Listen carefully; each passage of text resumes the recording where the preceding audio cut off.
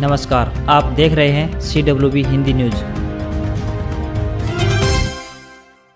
Covid संक्रमण के बढ़ते मामलों को देखते हुए दक्षिण हरियाणा बिजली वितरण निगम ने अपने कार्यालयों में पब्लिक डीलिंग को फिलहाल बंद कर दिया है। अब उपभोक्ता बिजली बिल अधिक आने, मीटर खराब होने, केबल खराब होने सहित बिजली से संबंधित अन्य सभी शिकायतें ऑनलाइन दर्ज करा सकते हैं। उपभोक्ता अपनी शिकायत टोल फ्री नंबर 1912 यानी 1912 अथवा ईमेल 1912@dhbvn.org.in के माध्यम से दर्ज कर सकते हैं। हरियाणा के मुख्यमंत्री मनोहर लाल ने प्रदेश के प्रत्येक गांव में सैनिटाइजेशन करवाने के निर्देश दिए हैं। मुख्यमंत्री यहां गांव में घर घर स्क्रीनिंग एवं सामान्य स्वास्थ्य जांच करवाए जाने की योजना की समीक्षा करने के लिए उपायुक्तों एवं नोडल अधिकारियों की बैठक की अध्यक्षता कर रहे थे। इस मौके पर मुख्यमंत्री दुष्यंत चौटाला भी उपस्थित रहे और गृह एवं स्वास्थ्य मंत्री अनिल विज VC के माध्यम से जुड़े। पुलिस महानिदेशक मनोज यादव ने इंस्पेक्टर जसबीर सिंह के निधन पर गहरा दुख व्यक्त करते हुए शोक जताया है। लगभग एक माह तक कोविड-19 से जूझने के बाद गुरुवार सुबह गुरुग्राम के निजी अस्पताल में उन्होंने अंतिम सांस ली। वर्तमान में वे नारनौल में CIA प्रभारी के पद पर तैनात थे। DGP ने शोक संतप्त परिवार के सदस्यों के साथ हार्दिक संवेदना व्यक्त करते हुए दिवंगत आत्मा की शांति एवं परिजनों को यह दुख सहन करने की शक्ति प्रदान करने की ईश्वर से प्रार्थना की। उन्होंने कहा कि दुर्भाग्यवश पिछले 2 सप्ताह में ही हमने अपने 2 DSP को खोया था। आज हरियाणा पुलिस का एक और कोरोना योद्धा महामारी से लड़ते लड़ते जिंदगी की जंग हार गया है।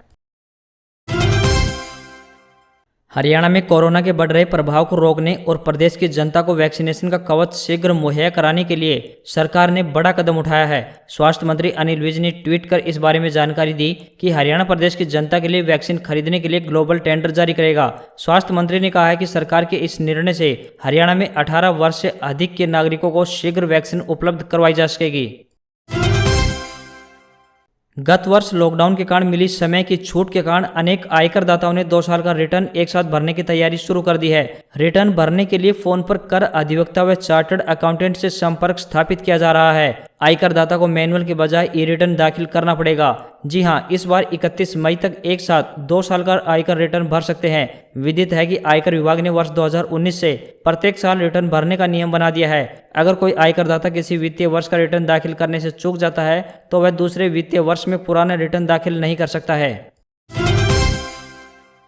हरियाणा के स्वास्थ्य मंत्री अनिल विज ने कहा है कि राज्य में लॉकडाउन से कोरोना मामलों में लगातार गिरावट दर्ज की जा रही है, जो कि 4 मई के 15,786 मामलों की तुलना में 12 मई को 11,637 केस सामने आए हैं। विज ने बुधवार को केंद्रीय स्वास्थ्य एवं परिवार कल्याण मंत्री डॉक्टर हर्षवर्धन की अध्यक्षता में वीडियो कॉन्फ्रेंसिंग के द्वारा आयोजित कोविड समीक्षा बैठक में बोलते हुए कहा कि लॉकडाउन से कोरोना के मामलों को शीघ्र ही नियंत्रित करने में सफलता मिलेगी। डॉक्टर हर्षवर्धन ने कहा कि राज्यों को 45 वर्ष से अधिक आयु के लोगों को दूसरी खुराक देने पर प्राथमिकता देनी चाहिए।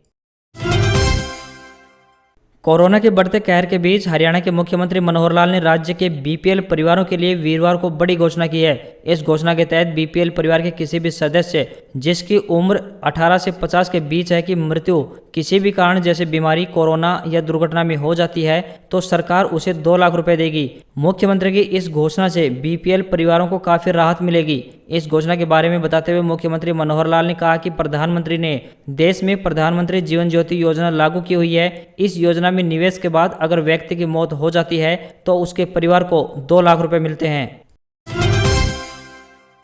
साध्वियों से दुष्कर्म मामले में रोहतक जेल सजा काट रहे गुरमीत राम रहीम को बुधवार को 6 बजे रक्तचाप कम होने के कारण PGI में दाखिल कराया गया था। 21 घंटे बाद राम रहीम को दोबारा जेल में भेज दिया गया। वहीं सूत्रों के अनुसार जब राम रहीम अस्पताल में भर्ती था तो लगातार हनीप्रीत और अपने परिवार से मिलने की जिद कर रहा था। दोपहर करीब 2:15 बजे डॉक्टरों ने उसे डिस्चार्ज कर दिया। अस्पताल में राम रहीम को कैमरे की निगरानी में रखा गया था।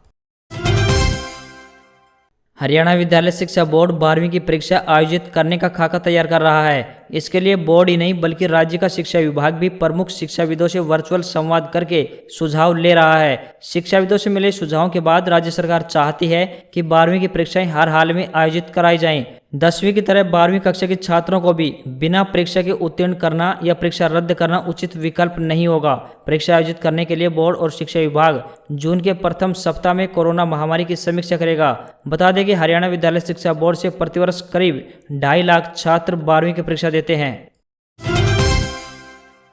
राजस्थान में जारी सख्त लॉकडाउन के बीच 31 मई तक शादी समारोह पर पाबंदी है। लेकिन अधिकतम 11 लोगों की मौजूदगी में घर पर या कोर्ट में शादी करने की अनुमति है। आज प्रदेश में आखातीज का सावा है, जिस पर हर साल बड़ी संख्या में शादियां होती हैं, लेकिन इस बार आखातीज के सावे पर कोरोना का साया है। शादी में 11 से ज्यादा लोग होने, सामूहिक भोज कराने, बारात निकालने, बैंड बाजा, हलवाई किसी को अनुमति नहीं है। वहीं ऐसा करने पर 1 लाख रुपए का जुर्माना है। आखातीज के सावे को देखते हुए ही राजस्थान सरकार ने शादी समारोह पर पाबंदी लगाई है। इन पाबंदियों के बीच ही आज शादियां होनी है। शादी में गाइडलाइन का उल्लंघन करने पर 1 लाख रुपए का जुर्माना लगेगा। राजस्थान सरकार ने महामारी एक्ट के तहत जुर्माने का प्रावधान किया है। शादी को लेकर गृह विभाग की गाइडलाइन सख्त होने के साथ उलझन भरी भी है।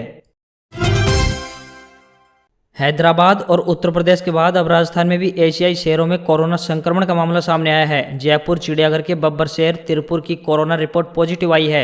इसके अलावा इसी चिड़ियाघर में एक सफेद बाघ और एक अन्य शेर को भी कोरोना संदिग्ध पाया गया है।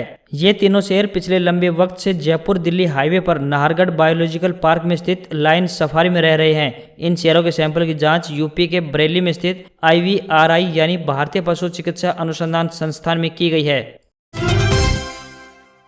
देश के कई राज्यों में मौसम का मिजाज अचानक से बदल गया। मौसम विभाग ने उत्तर से लेकर दक्षिण पश्चिमी क्षेत्र में तेज हवा और आंधी के साथ बारिश का अलर्ट जारी किया है।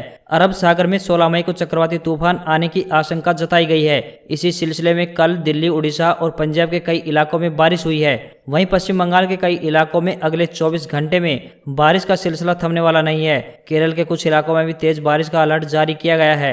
लक्षद्वीप में भी अगले 5 दिन इसी तरह के हालात रहने का पूर्वानुमान लगाया गया है। 14 से 16 मई के बीच दक्षिणी कोंकण, मध्य महाराष्ट्र और मराठवाड़ा क्षेत्रों में धूल भरी आंधी चलने, बिजली कड़कने और तेज हवाओं के साथ बारिश की आशंका के साथ ही इन इलाकों में येलो अलर्ट जारी किया है। दक्षिण के राज्य केरल के भी कुछ हिस्से में भारी बारिश का अलर्ट जारी किया गया है। मौसम विभाग के मुताबिक केरल और लक्षद्वीप में अगले 5 दिनों तक भारी बारिश और तेज हवाएं चलने का पूर्वानुमान लगाया गया है।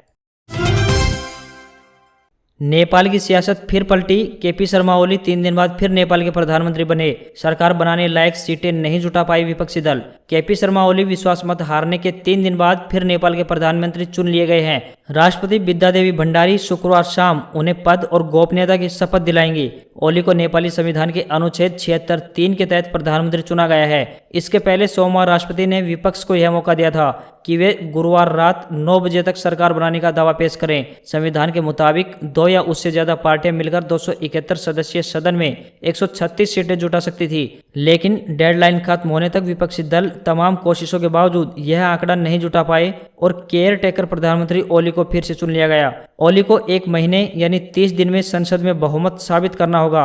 अगर ऐसा नहीं हुआ यानी ओली बहुमत साबित नहीं कर पाए तो संसद को फिर भंग कर दिया जाएगा और देश में नए चुनाव होंगे। PM किसान सम्मान निधि स्कीम। प्रधानमंत्री आज 2000 रुपए की 8वीं किस्त जारी करेंगे। 9.5 करोड़ किसान परिवारों को 19,000 करोड़ रुपए से ज्यादा मिलेंगे। केंद्र सरकार की महत्वाकांक्षी योजना PM किसान निधि स्कीम यानी PM किसान की आज 8वीं किस्त जारी की जाएगी। प्रधानमंत्री नरेंद्र मोदी खुद सुबह 11 बजे वीडियो कॉन्फ्रेंसिंग के जरिए किसानों के खाते में किस्त ट्रांसफर करेंगे। प्रधानमंत्री कार्यालय ने यह जानकारी दी है। National counselling of educational research और ट्रेनिंग यानी NCERT ने देश में कोरोना के बढ़ते मामलों के बीच नेशनल टैलेंट सर्च एग्जाम यानी NTSC 2021 के दूसरे फेज को स्थगित कर दिया है। यह परीक्षा 13 जून को आयोजित होनी थी।